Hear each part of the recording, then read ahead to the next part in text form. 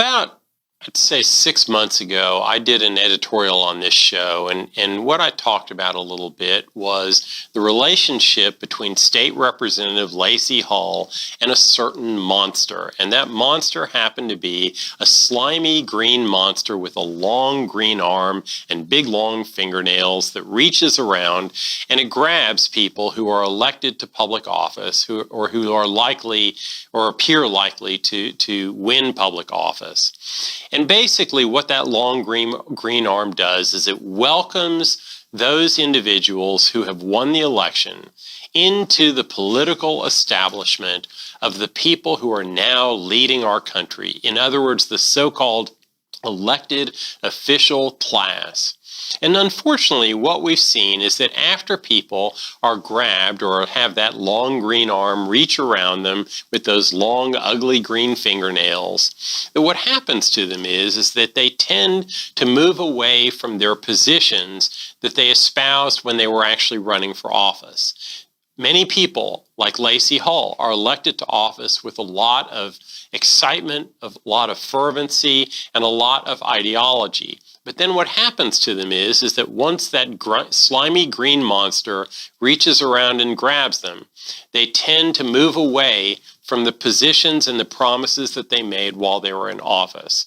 Now, there's a lot of discussion right now, especially after the breaking story that Texas Scorecard did, where they discussed some of the allegations that were made by today's guest on the show, Ashley Burke.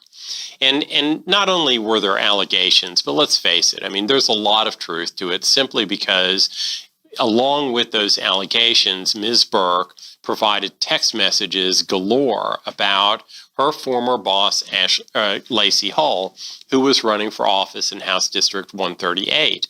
And basically, the issue that those text messages raise is whether or not a person's personal integrity is an issue that we should look at when we're evaluating someone who's running for office. You know, who they sleep with, we shouldn't really care.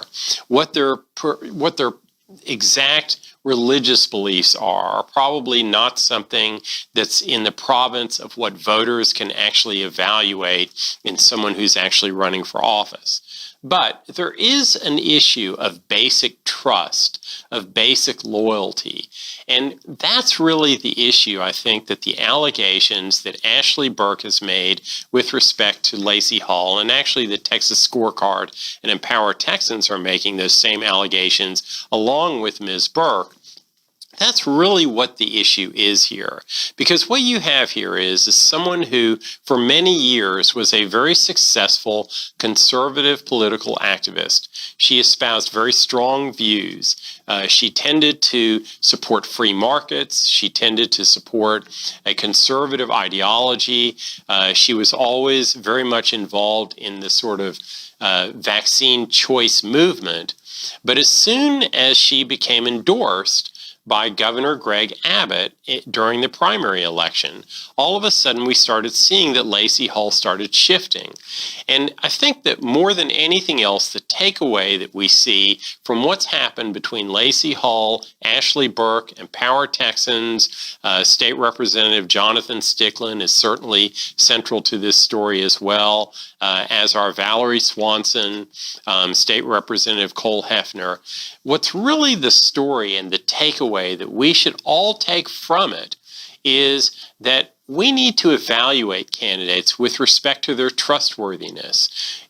Is Lacey Hull loyal to the people who brung her to the state legislature? When she worked with people like Ashley Burke, when she worked with others, she made promises to people. Is this a person who is both trustworthy and loyal? Because those are issues of personal integrity and personal accountability that we as voters do need to look at, that are very important in our evaluation of whether or not to elect someone to public office. I'll be back in about 30 seconds, and I'm going to introduce our very special guest, Ashley Burke, for an exclusive interview with It's Hammer Time.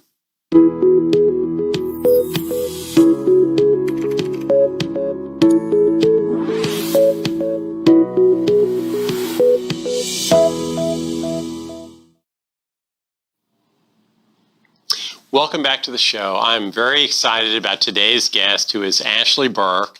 Ashley is a longtime conservative political activist. Really, her main issue, probably more than any other, has been the rights of parents with respect to raising their children. Also, vaccine choice, which is kind of, I would say, an adjunct to the parental rights movement.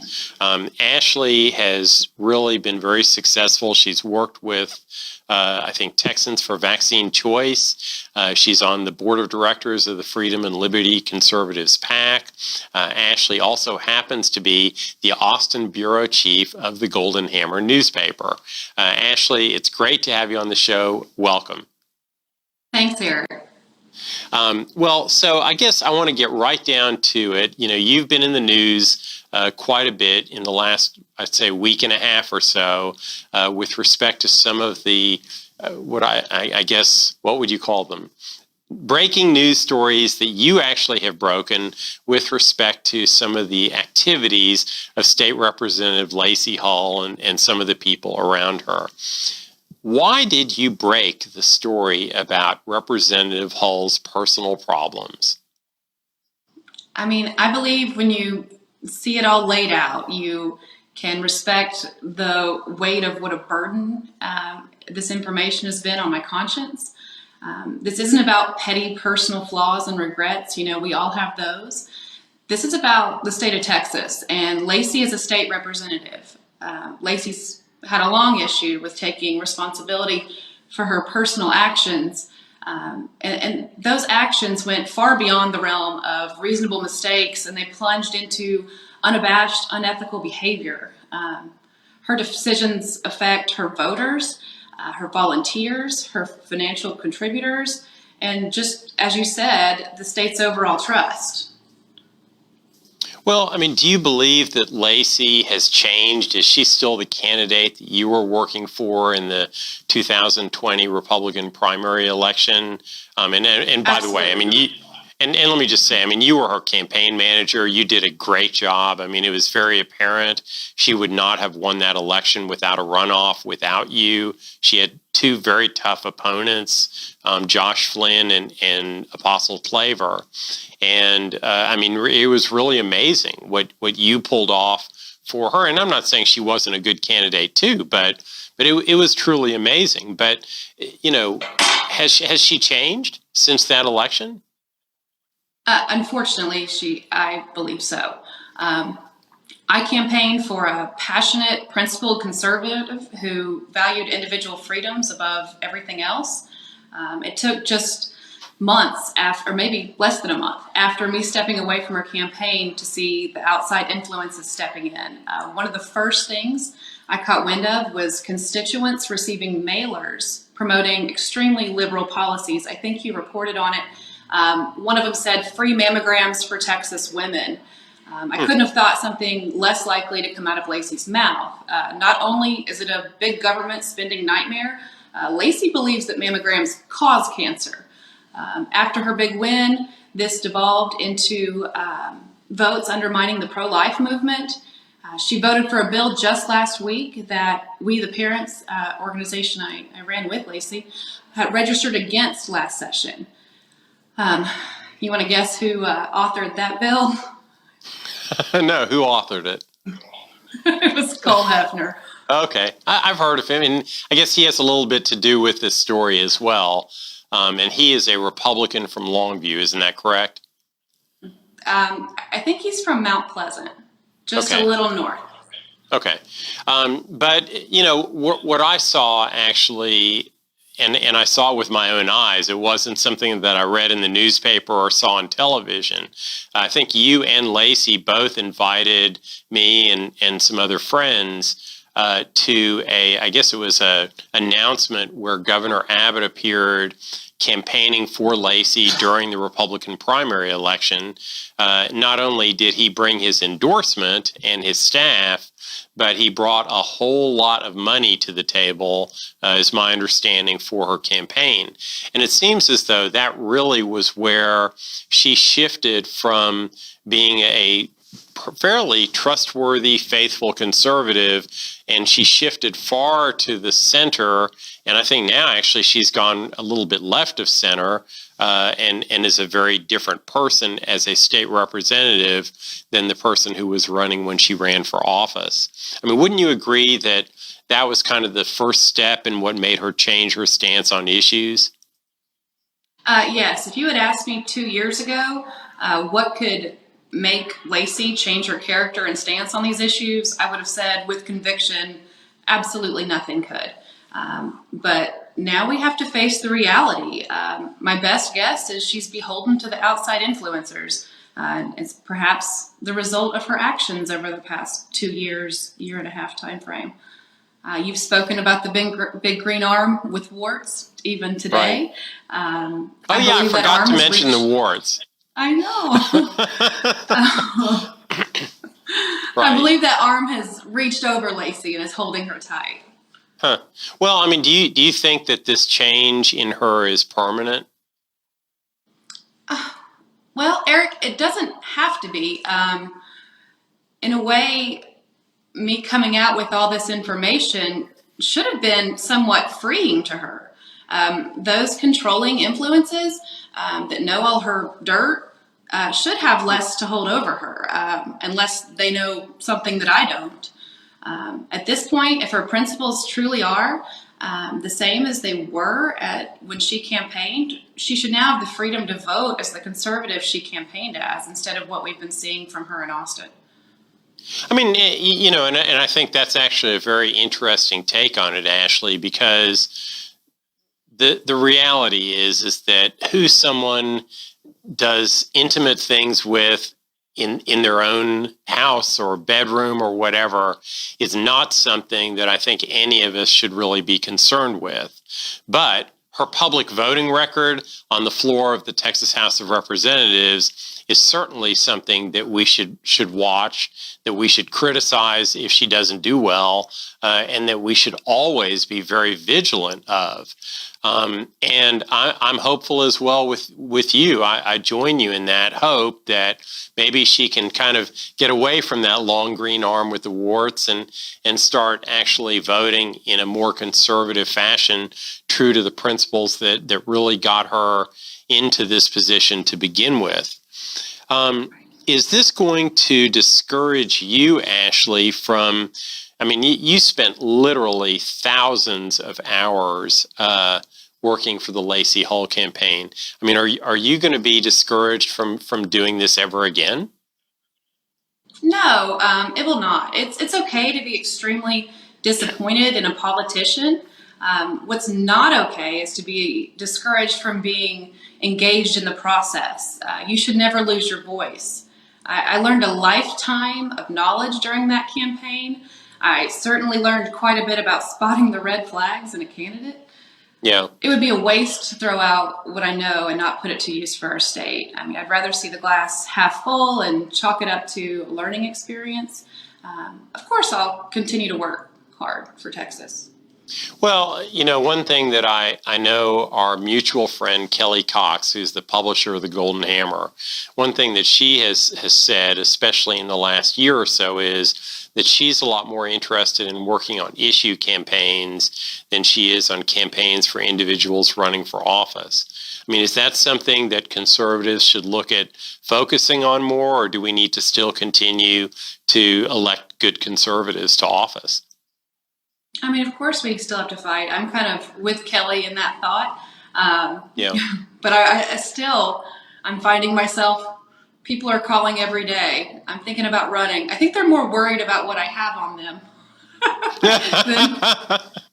Well, you know, you definitely know a lot of people, Ashley, and so you probably have a lot on a lot of people. But I mean, I guess my question is, how do we avoid this type of problem? I mean, how does a voter, especially not someone like you or Kelly or me or Billy Graff or Bill Brenza, who are really deeply involved in the process, how does just the normal voter evaluate a candidate to make sure that they're trustworthy and that they will be faithful to the promises and the principles that got them elected? What can they do?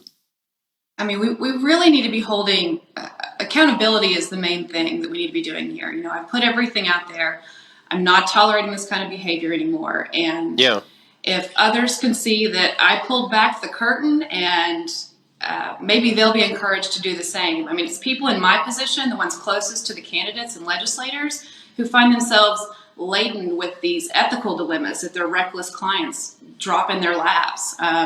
It's going to take the campaign managers, the chiefs of staff, and other witnesses becoming intolerant of these unethical actions. I mean, we have to keep our elected officials on their toes. You know, you make an interesting point, because one thing that I see, and as I think you know, I'm a full-time attorney and I do civil litigation as my kind of day job, besides doing the Golden Hammer and it's hammer time. And there are many times in my 30 plus years of law practice where I've had to sit down with a client and basically say, you know, in private, what you're thinking about doing is not ethical. You've got to back off and you've got to reboot and do something else. And I think that that's something that volunteers in a campaign need to do, the same kind of counseling with people who are running for office. You know, they need to have the kahunas to stand up to these people. Don't you agree? Absolutely. Absolutely. Well, I want to just slightly shift top. We're going to go to a break in about 2 minutes, but I want to just slightly shift topics with you. You know, a couple of weeks ago, and in fact, you actually brought this to my attention, Ashley. Speaker of the House, Dade Phelan, made a very strong speech about sexual harassment, and really against the sexual harassment of legislative staff members, in response to a story that a person with Hilco Partners, which is a pretty powerful lobbying firm, that someone from there used a date rape drug on her. Now, it turned out that the allegation against that individual was actually false. But I guess my question is, given the fact that obviously Speaker Phelan had some strong feelings about sort of the culture of Austin and how it engenders sexual harassment and maybe a sort of sexual culture, I mean, is that really a problem that the Texas legislature needs to address? Well, of course it's a problem, but it's not just the lobbyists we need to watch out for. I mean, since the Scorecard article came out, I received stories and even images of several legislators participating in similar and sometimes even worse behavior. To answer why is it a problem, it's a problem because information is power and money talks in our Texas Capitol.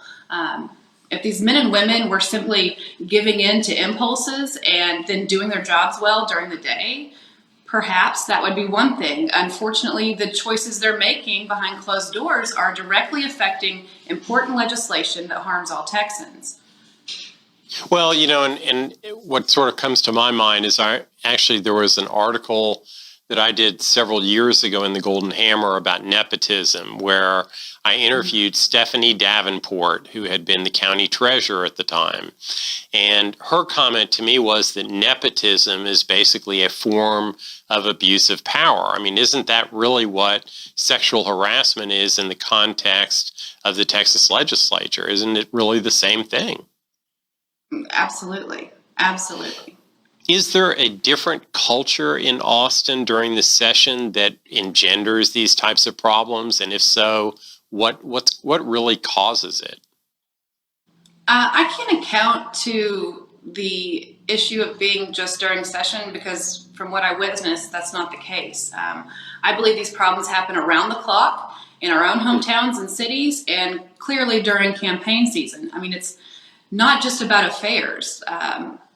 Just 2 weeks ago today, we had Dan Huberty in Montgomery County driving drunk and crashing his car into a family. And then he tried to use his privilege as being a legislator to prevent local police from arresting him. I mean, it was disgusting. And then we have Mark Keogh, our county judge, driving intoxicated on his way to work, running a red light, slamming into multiple cars, including a parked police officer, and sending all involved to the hospital.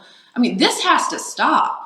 I mean, if our elected officials can't clean up their acts, then they need to be replaced. And campaign season starts now. People are declaring everywhere. Let's replace them. Ashley, I appreciate your comments. We're going to take a 2-minute break and we'll be right back. We're going to do the Musk Minute, and then I want to talk to you a little bit about what's going on in this legislative session. Okay. Everyone will be right back.